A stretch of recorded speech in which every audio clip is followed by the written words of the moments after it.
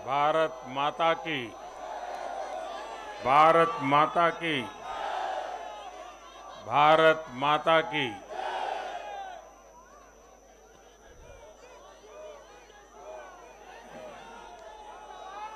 Bharatiya Janata party के राष्ट्रीय अध्यक्ष श्रीमान जेपी नड्डा जी, हमारे वरिष्ठ साथी श्री राजनाथ जी, श्री अमित भाई,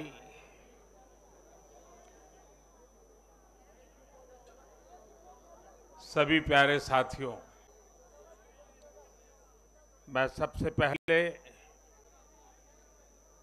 जनता जनार्दन के सामने नतमस्तक हूं।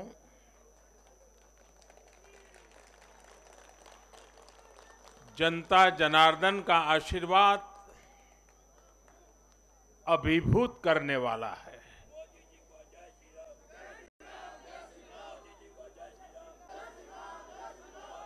श्रीमान जेपी नड्डा जी के नेतृत्व में भारतीय जनता पार्टी के कार्यकर्ताओं ने जो परिश्रम किया है, उसकी खुशबू आज हम चारों तरफ अनुभव कर रहे हैं।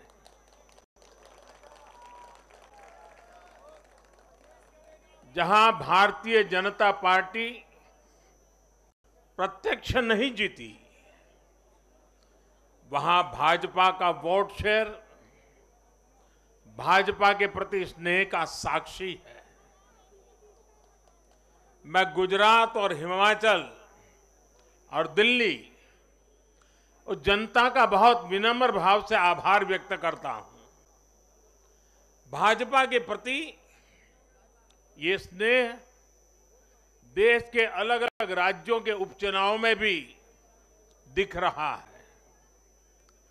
यूपी के रामपुर में भाजपा को जीत हासिल हुई है।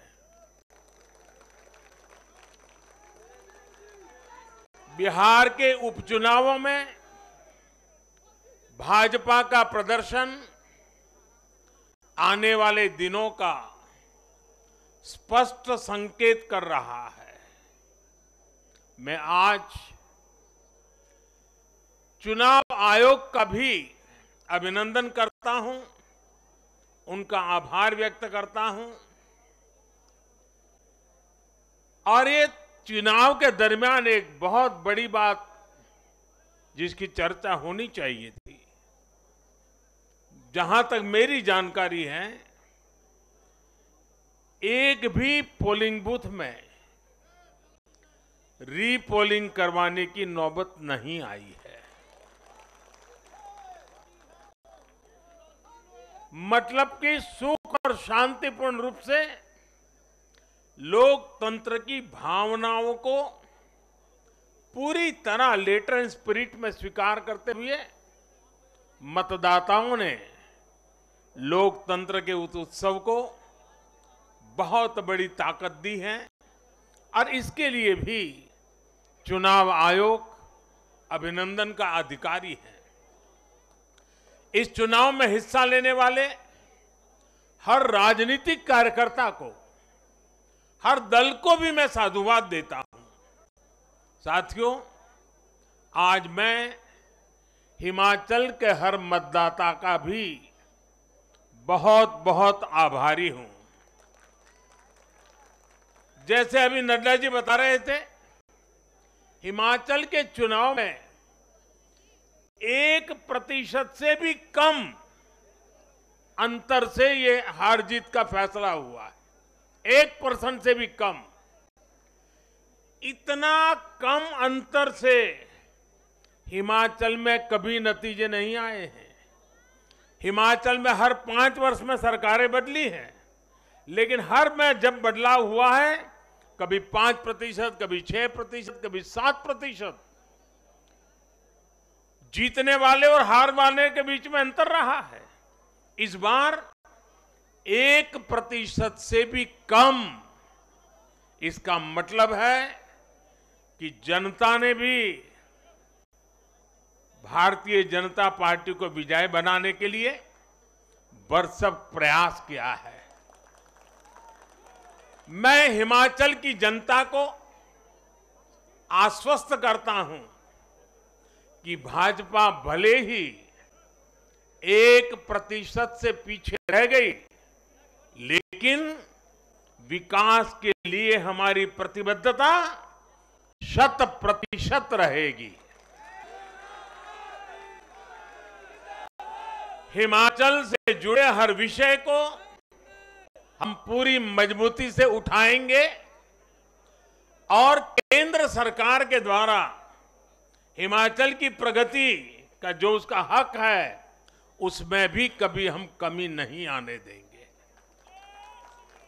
अभी जो मैंने दिल्ली का वर्णन सुना कि किस प्रकार से दिल्ली कॉरपोरेशन को विफल करने के इरादे से जनता के साथ धोखा किया गया, ये काम हम नहीं करते हैं।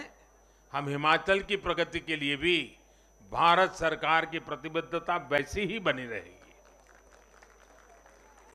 साथियों, बीजेपी को मिला जन समर्थन इसलिए भी महत्वपूर्ण है क्योंकि ये ऐसे समय में आया है जब भारत अमृत काल में प्रवेश कर चुका है।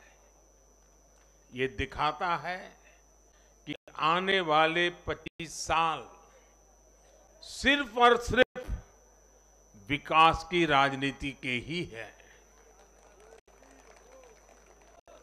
भाजपा को मिला जन समर्थन नए भारत की आकांक्षाओं का प्रतिबिंब है। भाजपा को मिला जन समर्थन भारत के युवाओं की युवा सोच का प्रकटीकरण है। भाजपा को मिला जन समर्थन गरीब, दलित, वंचित, पिछड़े, शोषित, आदिवासियों के सशक्तिकरण के लिए है। लोगों ने भाजपा को वोट दिया क्योंकि भाजपा का हर सुविधा को प्रत्येक गरीब, मध्यम वर्गीय परिवार तक जल्द से जल्द पहुंचाना चाहती है। लोगों ने भाजपा को वोट दिया क्योंकि भाजपा देश के हित में बड़े से बड़े और कड़े से कड़े फैसले लेने का दम रखती है।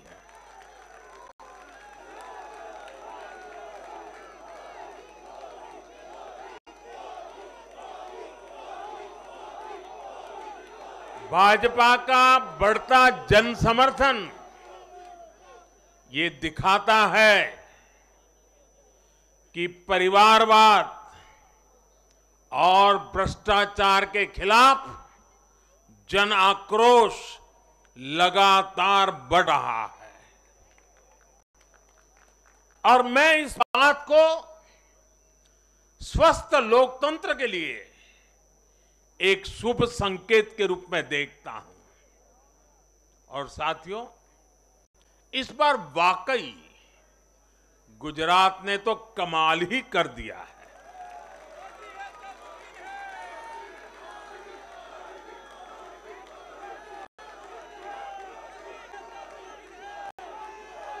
मैं नड्डा जी सहित सभी भाजपा कार्यकर्ताओं को बधाई देता हूं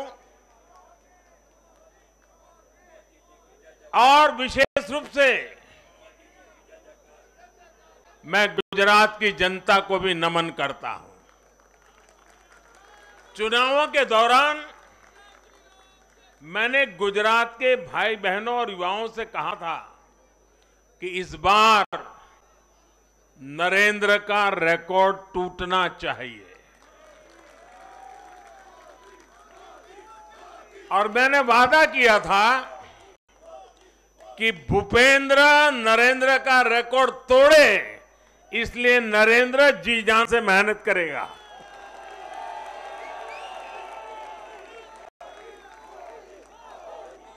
और गुजरात की जनता ने तो रिकॉर्ड तोड़ने में भी रिकॉर्ड कर दिया। उसने गुजरात की स्थापना से लेकर के अब तक सारे रिकॉर्ड तोड़ दिए। गुजरात के इतिहास का सबसे प्रचंड जनादेश भाजपा को देकर गुजरात के लोगों ने नया इतिहास बना दिया है। 2.5 दशक से निरंतर सरकार में रहने के बावजूद इस प्रकार का प्यार अभूतपूर्व है, अद्भुत है। लोगों ने जाति, वर्ग, समुदाय और हर तरह के विभाजन से ऊपर उठकर भाजपा को वोट दिया है।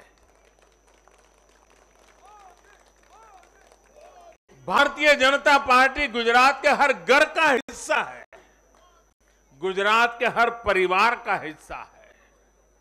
साथियों, इस चुनाव में गुजरात में 1 करोड़ से भी ज्यादा ऐसे वोटर्स थे जिन्होंने मतदान किया, लेकिन ये वो मतदाता थे जिन्होंने कभी भी कांग्रेस के कुशासन को, उसकी बुराइयों को देखा नहीं था। वे फ्रेश थे, उन्होंने सिर्फ भाजपा की ही सरकार को देखा था। और युवाओं की तो प्रकृति होती है कि वो हमेशा सवाल पूछते हैं, जांचते हैं, परखते हैं, उसके बाद किसी फैसले पर पहुंचते हैं। युवा सिर्फ इसलिए किसी पार्टी को वोट नहीं करते क्योंकि वो दशकों से सत्ता में रही या फिर उस पार्टी के नेता किसी बड़ी परिवार के हैं। युवा तभी वोट देते हैं जब उन्हें भरोसा होता है, जब उन्हें सरकार का काम प्रत्यक्ष नजर आता है।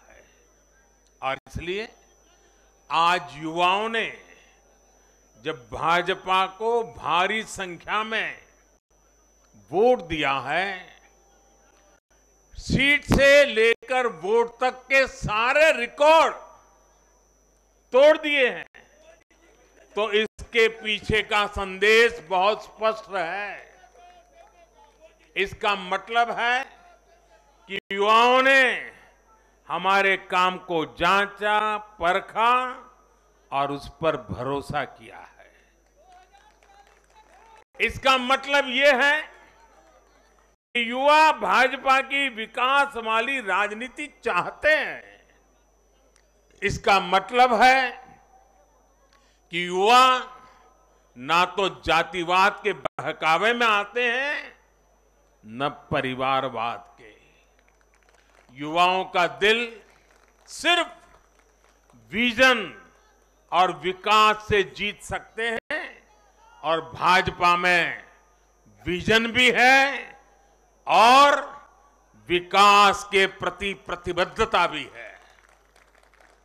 साथियों, आज एक और बात याद करने वाली है।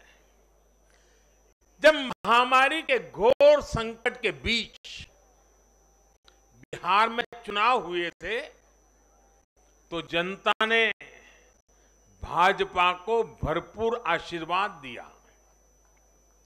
जब महामारी के संकट से बाहर निकलते हुए असम, यूपी, उत्तराखंड, गोवा, मणिपुर एक के बाद एक चुनावों में जनता ने भारतीय जनता पार्टी को ही चुना। और आज जब भारत विकसित भारत के लक्ष्य की प्राप्ति के लिए आगे बढ़ रहा है, तो भी देश की जनता का भरोसा सिर्फ और सिर्फ भाजपा पर है।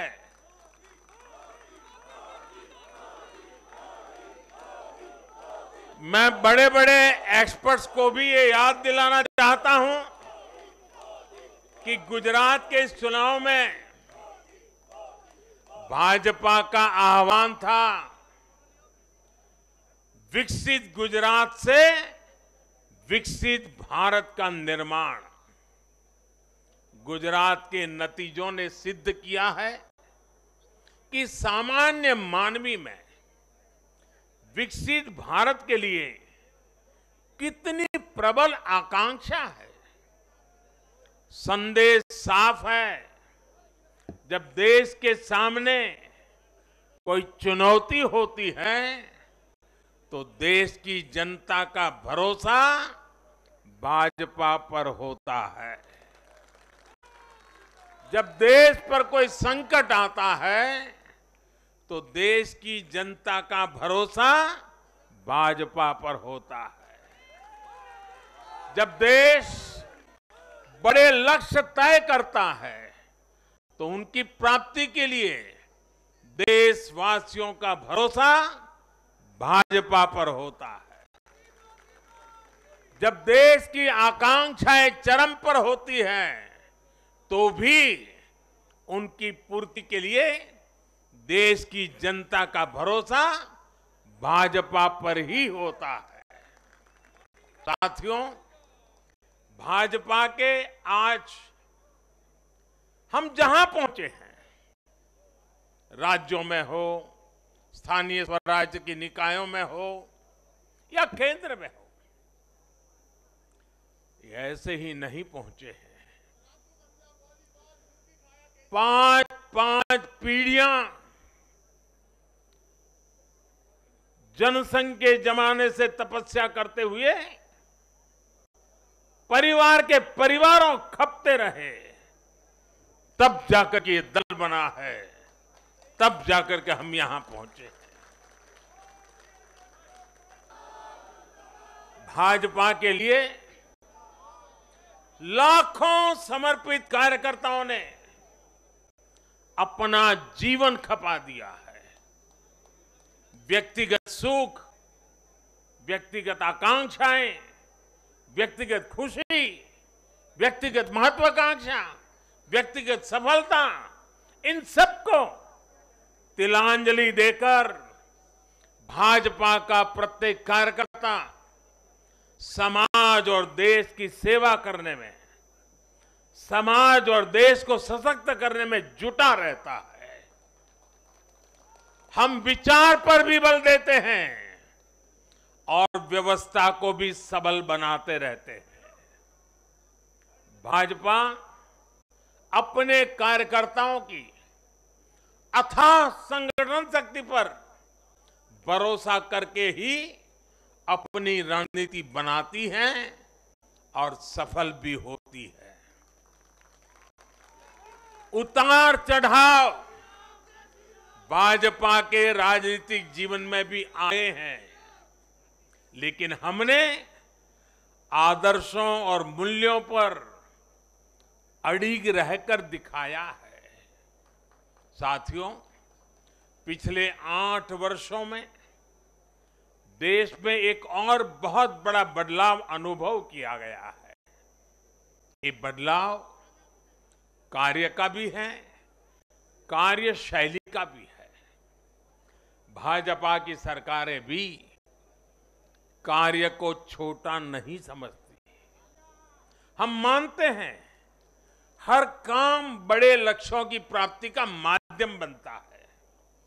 इसलिए भाजपा की सरकारों ने गरीबों के लिए पक्के घर, शौचालय, गैस कनेक्शन, बिजली कनेक्शन, नल से जल, बैंक में खाते, मुफ्त इलाज, मुफ्त भोजन, इंटरनेट, ऐसी बेसिक सुविधाओं पर फोकस किया है।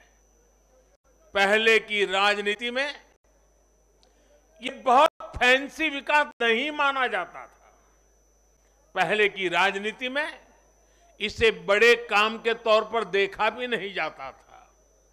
इसलिए आज जो भी सरकारी लाभ है वो हर व्यक्ति, हर क्षेत्र, हर वर्ग जो उसका हकदार है उस तक तेजी से पहुंचने के लिए ईमानदारी से प्रयास किया जाता है। पूरा का पूरा पहुंचे, इसके लिए टेक्नोलॉजी का भी भरपूर उपयोग किया जाता है। किस क्षेत्र, किस वर्ग, किस समुदाय में कितने वोट हैं, इस आधार पर न हम देश चलाते हैं, न राज्य चलाते हैं, न सरकारें चलाते हैं। और हमें आज इस बदली हुई राजनीति के सकारात्मक नतीजे भी देखने को मिल रहे हैं। आज बड़े बड़े एक्सपर्ट भी ये कह रहे हैं कि भारत में गरीबी कम हो रही है। साथियों, देश ने पिछले 8 वर्षों में गरीब को सशक्त करने के साथ ही गरीब तक मूलभूत सुविधाएं पहुंचाने के साथ ही आधुनिक इंफ्रास्ट्रक्चर पर भी फोकस किया है। रोड हो, रेल हो, एयरपोर्ट हो, टनल्स हो, सोलर पावर प्लांट हो, स्टेडियम हो, ऑप्टिकल फाइबर नेटवर्क हो, जो भी हो, सबसे उत्तम हो, सबसे श्रेष्ठ हो, ये आकांक्षा लेकर आज भारत चल रहा है।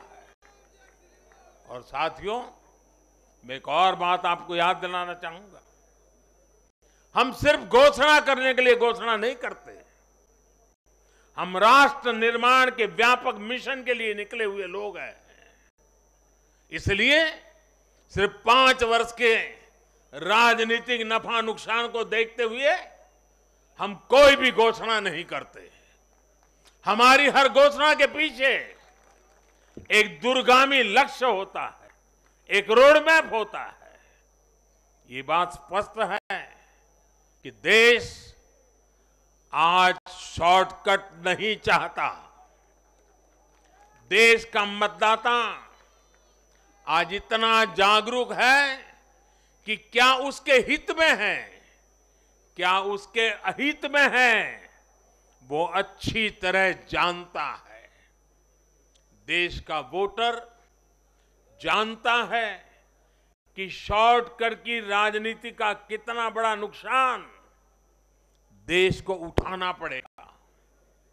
आज देश में कोई संशय नहीं कि अगर देश रहेगा, देश समृद्ध होगा, तो सबकी समृद्धि तय है।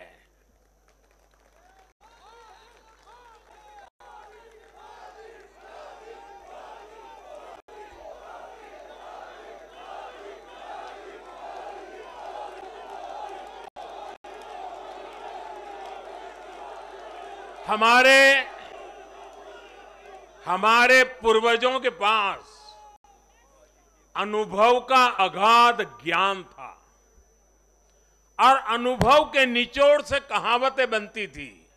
और हमारे यहां हमारे पूर्वजों ने हमें विरासत में दी हुई एक कहावत है, आमदनी अठन्नी और खर्चा रुपया।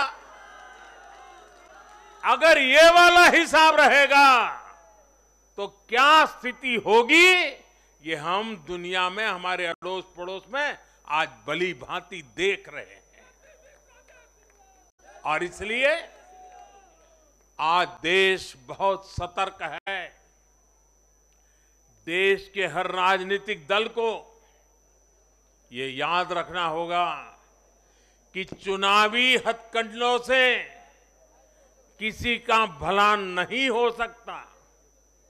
साथियों, आज के जनादेश में एक और संदेश है। समाज के बीच दूरियां बढ़ाकर राष्ट्र के सामने नई चुनौतियां खड़ी करके जो राजनीतिक दल तत्कालिक लाभ लेने की फिराक में रहते हैं, उन्हें देश की जनता देश की युवा पीढ़ी देख भी रही है और समझ भी रही है।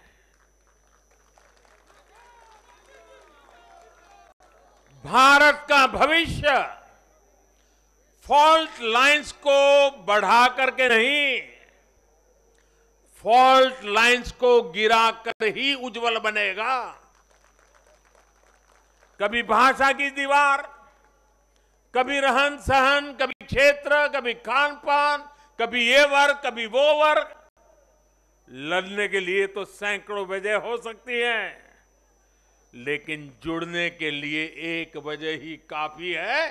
ये मातृभूमि, ये धरती, ये देश, ये हमारा भारत।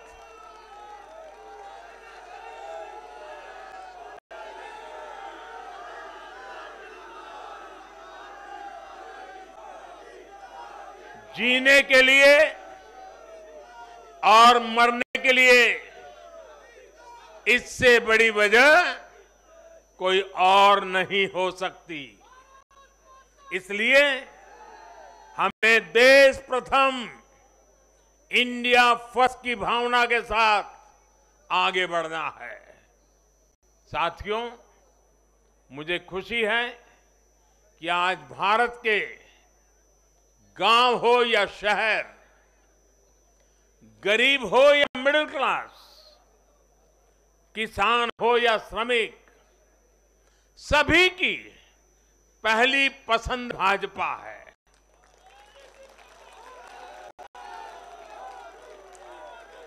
भाजपा को गुजरात के आदिवासी क्षेत्रों का भी अभूतपूर्व आशीर्वाद मिला है। और मुझे अभी जो जानकारी बताई गई, एससी एसटी की गुजरात में करीब 40 सीटें आरक्षित है।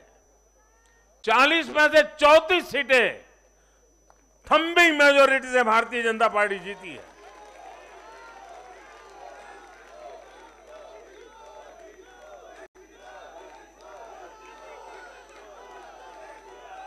आज आदिवासी भाजपा को अपनी आवाज मान रहे हैं। आज भाजपा को आदिवासी समुदाय का जबरदस्त समर्थन मिल रहा है। इस बदलाव को पूरे देश में महसूस किया जा रहा है। ऐसा इसलिए हो रहा है क्योंकि दशकों तक जिन आदिवासियों की आकांक्षाओं को नजरअंदाज किया गया, वो अब देख रहे हैं कि भाजपा लगातार उनकी उम्मीदें पूरी करने में जुटी है। ये भाजपा ही है जिसके प्रयासों से देश को पहली आदिवासी राष्ट्रपति मिली है। ये भाजपा ही है जिसने आदिवासी कल्याण के लिए बजट बढ़ाया और आदिवासी क्षेत्रों में विकास को रफ्तार दी। भाजपा सरकार ने ऐसे अनेक कदम उठाए हैं जिससे आदिवासी समुदाय के लोगों को आर्थिक रूप से मजबूत बनाया जा रहा है। आदिवासी स्वतंत्रता सेनानियों के म्यूजियम बनाकर भाजपा आजादी के उन वीर योद्धाओं को सम्मान दे रही है। भगवान बिरसा मुंडा के जन्मदिन को भाजपा सरकार में ही जनजातीय गौरव दिवस घोषित किया गया है। हमारे इन प्रयासों ने आदिवासी युवाओं को उनके स्वाभिमान को ऊंचा किया है। आज भाजपा आदिवासियों को सशक्त करने के लिए हर संभव प्रयास कर रही है।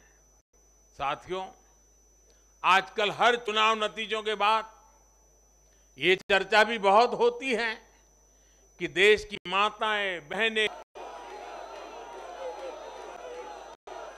अगर कोई ईमानदारी से आत्मचिंतन करे तो ये पाएगा कि आजादी के बाद से पहली बार आज देश में एक ऐसी सरकार है जो महिलाओं की समस्याएं, उनकी चुनौतियां, उनकी आवश्यकताएं, उनकी आकांक्षाएं उसे समझने का लगातार प्रयास कर रही है और उसके अनुसार काम की योजना बनाती है।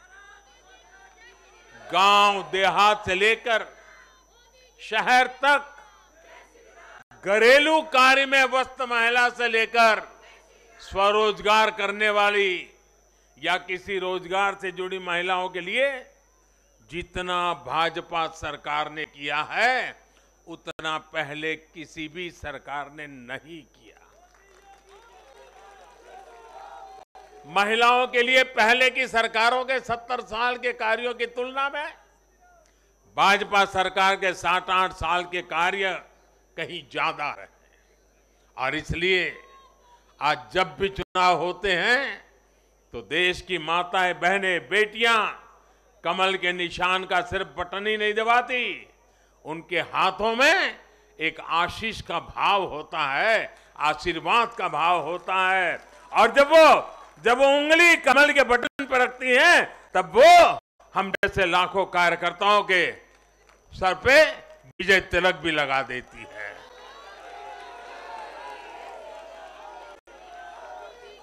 महिलाओं के मुद्दे भाजपा के लिए चुनावी मुद्दे नहीं है, बल्कि भाजपा की हर योजना का वो प्राण तत्व है। महिलाओं का जीवन आसान बनाना हो, महिलाओं को ज्यादा से ज्यादा रोजगार के, स्वरोजगार के अवसर मुहैया कराना हो, ये भाजपा का कमिटमेंट है। मैं इसे अपनी सरकार का सौभाग्य मानता हूं कि हमें महिला सशक्तिकरण के लिए इतना कुछ करने का मौका देश की जनता ने दिया है। साथियों, आने वाला समय देश के लिए, हम सभी के लिए बहुत महत्वपूर्ण है। सबका साथ, सबका विकास, सबका विश्वास और सबका प्रयास, इस भावना पर आगे बढ़ते हुए हमें विकसित भारत के लिए काम करना है। हमें मिलकर एक दूसरे के साथ काम करना है। आइए, नागरिक के रूप में हम विकसित भारत के संकल्प के साथ जुड़े, विकसित भारत के इस अभियान से जुड़े और मैं फिर एक बार देश भर के लाखों कार्यकर्ताओं को 5-5 पीढ़ी की तपस्या को आगे बढ़ाने के लिए हृदय से धन्यवाद करता हूं, अभिनंदन करता हूं। मैं जनता जनार्दन को भी प्रणाम करता हूं। उनके निरंतर आशीर्वाद हमारे लिए नित्य नूतन ऊर्जा बन जाते हैं। ये निरंतर समर्थन हमें सात्विक भाव से, सेवा भाव से, समर्पण भाव से कार्य करने की शक्ति देता है।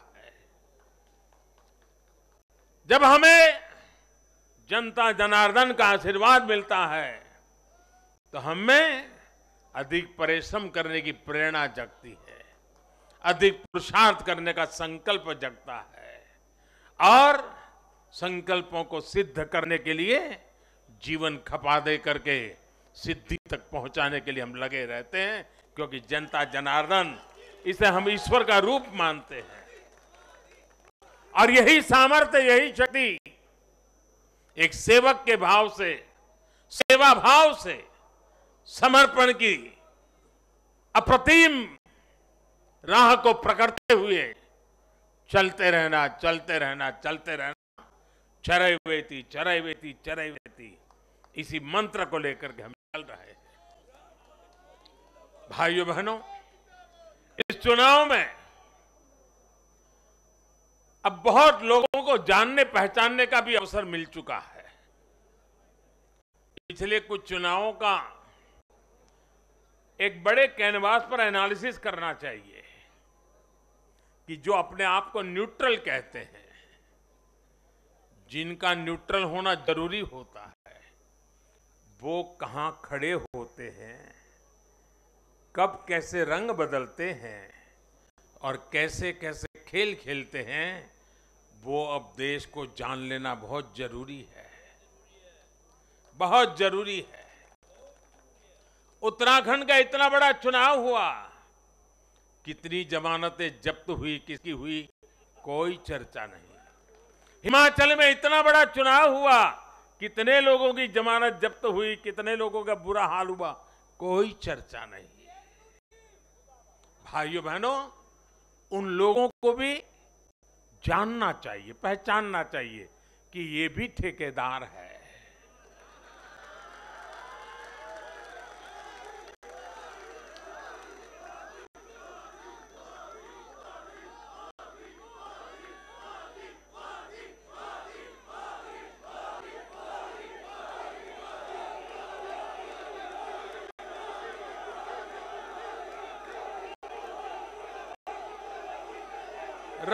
राजनीति में सेवा भाव से एक मूक सेवक की तरह काम करना, वो जैसे डिस्क्वालिफिकेशन माना जा रहा है।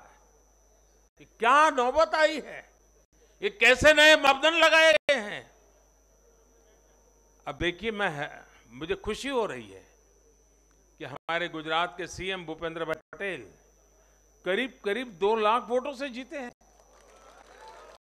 असेंबली सीट पे, लोकसभा में भी कोई 2 लाख से जीते तो बहुत बड़ी बात मानी जाती है। असेंबली में करीब करीब 2 लाख वोट से जीतना, लेकिन ठेकेदारों का, उनका तराजू कुछ और है। और इसलिए भाइयों बहनों,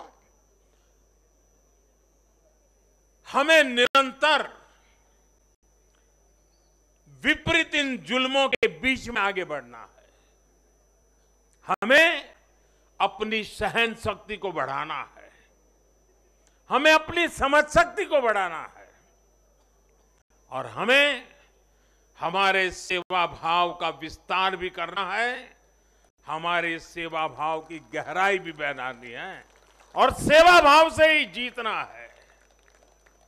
क्योंकि जो जहां बैठा है वो बदलने वाला नहीं है, उसका इरादा नेक नहीं है जी। और इसलिए हमारी कसौटी है, हर पल हमारी कसौटी है। और मैं तो कभी कभी मानता हूं, और खास करके 2002 के बाद मैं विशेष रूप से मानता हूं, शायद मेरे जीवन का कोई पल ऐसा नहीं गया, कोई कदम ऐसा नहीं रहा जिसकी धज्जियां न उड़ा दी गई हो, जिसकी आलोचना नहीं, धज्जियां उड़ा देना, बाल नोच लेना। लेकिन इसका मुझे बहुत फायदा हुआ, क्योंकि मैं हमेशा सतर्क रहा। हर इस प्रकार की बुरी प्रवृत्ति से कुछ न कुछ सकारात्मक खोजता रहा, खुद में बदलाव लाता रहा, सीखता गया, बढ़ता गया। और जिन लोगों को चारों तरफ से उछालने वाले लोग रहते हैं, कंधे पर बिठा करके नाचने वाले लोग रहते, उनसे सुधरने की भी संभावना नहीं होती है। वो तो जो है वहां से भी बिगड़ेंगे। और इसलिए आलोचनाओं ने भी हमें बहुत सिखाया है।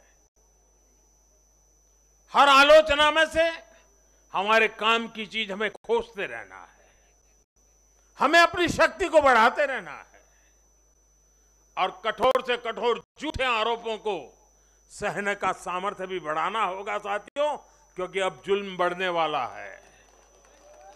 अब मान के चलिए, मुझ पर भी बढ़ने वाला है, आप सब पर भी बढ़ने वाला है, क्योंकि सहन नहीं कर पाएंगे, ये पचा नहीं पाएंगे।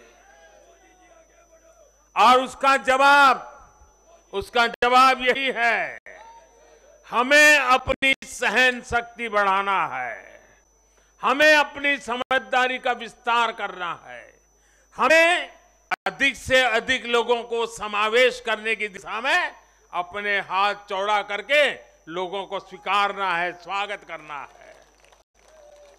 सकारात्मक रास्ता, सेवा भाव का रास्ता, समर्पण का रास्ता, यही मार्ग हमने चुना है, वही मार्ग हमको यहां पहुंचाया है। और आगे भी हमारे पुरुषार्थ से, परिश्रम से देश की आकांक्षाओं वाला ये देश बनेगा।